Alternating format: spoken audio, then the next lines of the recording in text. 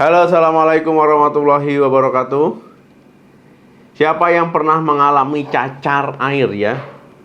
Nah, ini rasanya luar biasa sekali ya. Saya dulu waktu masih SD, ya ini pernah kena cacar air. Ya dari saya, ya awalnya dari teman saya ya, ke saya, akhirnya ke orang serumah saya kena semua.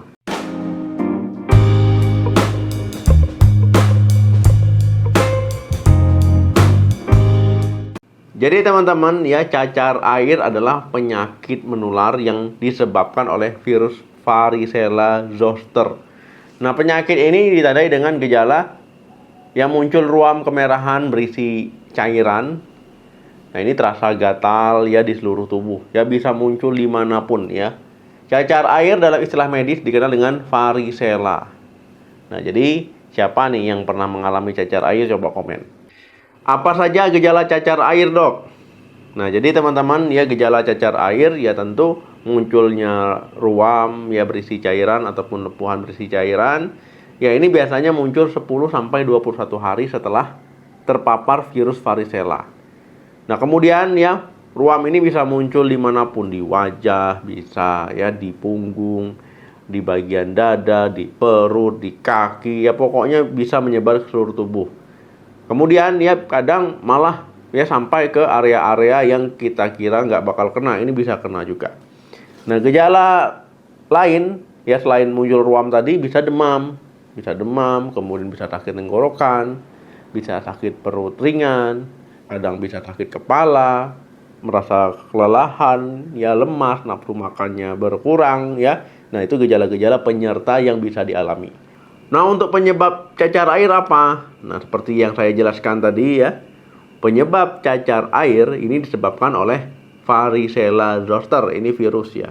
Nah, virus ini menular dengan sangat mudah dan cepat ya melalui udara saat penderita batuk ataupun bersin, atau saat kontak langsung ya dari lendir ataupun air ludah ataupun cairan dari yang bentol-bentol tadi ya, yang muncul lentingan-lentingan berisi cairan. Nah, ini bisa terjadi ya penularan dari situ. Nah, penularan dapat terjadi 1 sampai 2 hari ya sebelum ruam muncul dan akan tetap menular hingga ruam lepuh mengering. Nah, jadi hati-hati ya kalau punya cacar air. Nah, itu jangan dipecah-pecahkan. Dipecahkan ngelap orang. Nah, ini bisa menular. Siapa saja yang beresiko mengalami cacar air? Nah, jadi teman-teman ya, orang yang beresiko itu misalkan bayi yang baru lahir dari ibu yang belum divaksin cacar, ya ini bisa beresiko ya. Kemudian juga ya orang yang belum pernah terkena cacar air beresiko tinggi mengalami. Kemudian belum menerima vaksin cacar air juga bisa. Ataupun memiliki daya tahan tubuh yang lemah, ya itu juga bisa. Ataupun misalkan karena penyakit tertentu ya, HIV, ya kanker, itu kan biasanya daya tahan tubuhnya lemah ya, menggunakan obat-obatan kortikosteroid ataupun menjalani kemoterapi. Nah, kemudian bekerja di fasilitas umum ya, misalkan sekolah, rumah sakit. Nah, kemudian berusia di bawah 12 tahun, ya ini juga beresiko tinggi ya untuk mengalami cacar air. Dok, saat kita kena cacar air, kapan sebaiknya kita ke dokter? Nah, jadi teman-teman ya, umumnya memang ini bisa sembuh dengan sendirinya ya, jadi nggak perlu ke dokter. Tetapi kalau seandainya muncul gejala-gejala demam lebih dari 4 hari, ya kemudian batuk parah ataupun sesak nafas, ya ruam menjadi sangat merah, bengkak, ya nyeri ketika disentuh, ketika diraba terasa hangat ya kulit kita, kemudian bahkan bernanah. Nah, ini harus hati-hati. Kemudian misalkan disertai juga dengan sulit makan, ya minum juga sulit, takutnya ini kan nanti dehidrasi ya, sakit kepala berat sampai mengganggu aktivitas, kemudian sering mengantuk ya, pokoknya kesadarannya udah mulai menurun. Nah, ini juga harus hati-hati. Nah, ruam menyebar ke salah satu ataupun ke dua mata, muntah terus-menerus, tampak linglung, ya leher kaku. Ya pokoknya kalau ada salah satu tanda-tanda tadi ya sebaiknya bawa ke dokter untuk diperiksa dan diobati.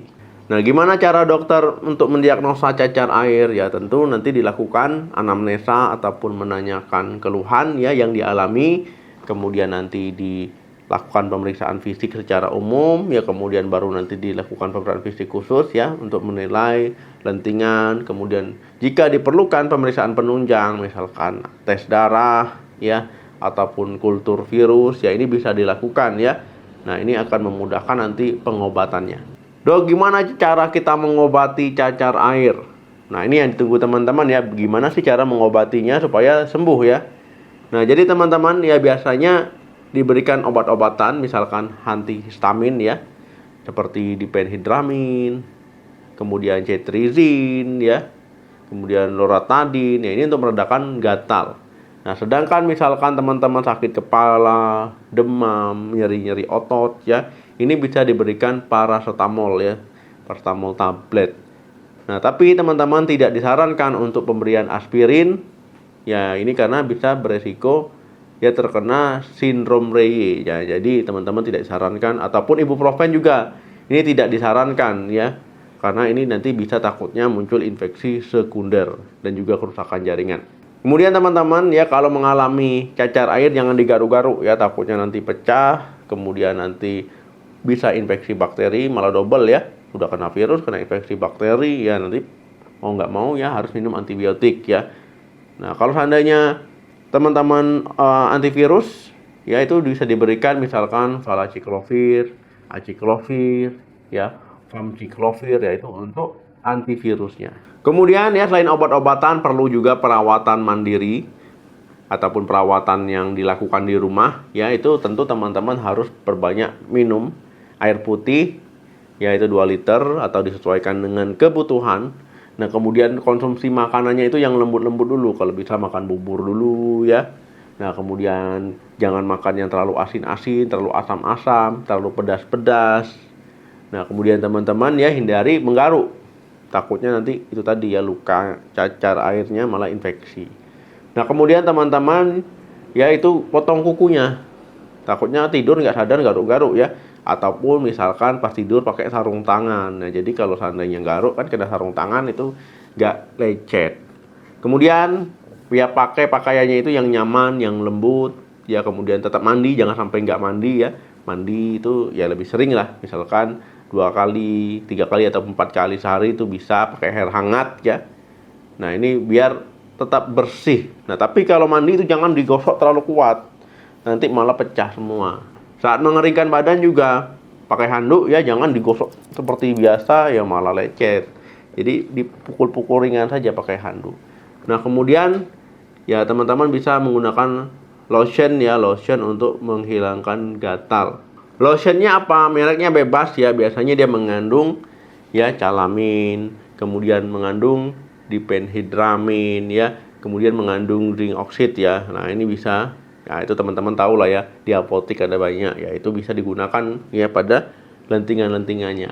Nah, kemudian teman-teman tetap cukup istirahat, jangan sampai kurang istirahat ya. Kemudian hindari kontak dengan orang lain supaya nggak makin banyak menular ke orang lain. Atau teman-teman juga bisa ya melakukan kompres dingin ya pada area yang merasa gatal, itu untuk meredakan gatal. Tapi kalau pakai lotion saja itu udah cukup, biasanya gatalnya bisa hilang. Nah, kemudian membantu lah ya untuk biar lebih cepat sembuh. Nah, kemudian apa komplikasi dari cacar air? Nah, teman-teman ya, kalau seandainya cacar air ini juga bisa ada komplikasinya, infeksi sekunder ya. Nah, ini bisa menyerang kulit ya, pokoknya bisa mengalami infeksi sekunder, bisa mengalami sepsis ya. Jadi ini teman-teman, ini bisa lebih berat ya, bisa infeksi di aliran darah, kemudian bisa mengalami pneumonia, apalagi pada perokok. Nah, kemudian bisa mengalami peradangan pada otak, encephalitis, bisa bopeng-bopeng ataupun jaringan parut, bisa dehidrasi ya akibat kekurangan cairan, bahkan bisa mengalami kematian. Nah, untuk ibu hamil ya, ini resiko pada janinnya, bisa berat badan lahir rendah, gangguan pertumbuhan, kemudian ukuran kepalanya bisa kecil, bisa mengalami gangguan penglihatan, bisa gangguan kecerdasan ya. Nah, jadi komplikasi-komplikasinya ini bisa muncul. Jadi harus diobati benar-benar sampai sembuh. Kalau ada gejala yang memberat, obati. Kemudian bagaimana pencegahannya? Nah, jadi memang lebih baik mencegah daripada mengobati.